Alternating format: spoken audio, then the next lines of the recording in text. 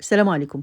كتير بيسألوني هو أنتِ ما بتفرّزيش حاجات وتحطيها في الفريزر؟ آه طبعًا بافرّز حاجات كتير أوي، منها الخضار علشان وقت ما يكون مش موجود، ألاقيه موجود في أي وقت في السنة.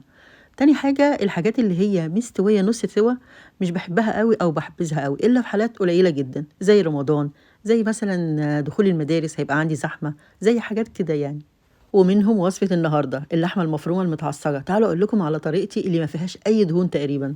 زي ما شفتوا كده باجيب وok وعلى درجة حرارة عالية أوي باسخّنه، وبعدين من غير أي مادة دهنية باحط اللحمة المفرومة، بس استنوا بس، اللحمة المفرومة يا جماعة عشان تفُك من الفريزر أصلًا ما ينفعش نسيبها برّه، ممكن نخرّجها من بالليل لحد الصبح عشان ما تنزّلش البروتين بتاعها، وأهم حاجة الwok يكون سخن أوي أو الحلة، ليه؟ علشان ما تنزّلش المَيّة بتاعتها، لو كان بارد هتقعد عقبال ما يسخن هتنزّل المَيّة بتاعتها وبعدين ممكن تكون بتشد كده وزفرة، لكن كده تضمنوا إن هي تبقى تحفة. وبعدين تحطوا البصل المتخرط رفيع والملح والفلفل، ما تحطوش أي توابل على اللحمة بعد كده علشان خاطر تحسوا بطعم اللحمة، لكن لو أنتم مثلًا هتحطوها في بشاميل أو حاجة ممكن تحطوا معلقة بابريكا صغيرة أو ممكن مثلًا نُص كوباية من عصير الطماطم.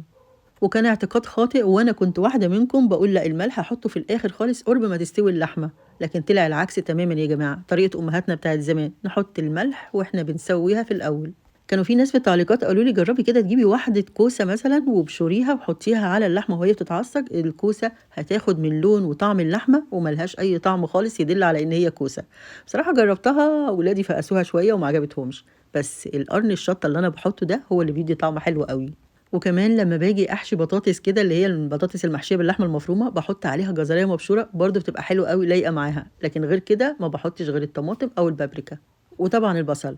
في ناس تانية بيقولوا إن إحنا لازم نحمّر البصل الأول وبعدين نحط اللحمة المفرومة، هي دي طريقة ودي طريقة يا جماعة، بس اللي أنا باعملها أنا باعمل حاجة خفيفة أوي، لإن دايمًا باحطها في رقاق، في مكرونة بشاميل، في أي حاجة فيها دسامة كتير، فما يبقاش دسم في دسم يعني حاجات كده كتير، لأ نخلّي حاجة خفيفة شوية وحاجة دسمة.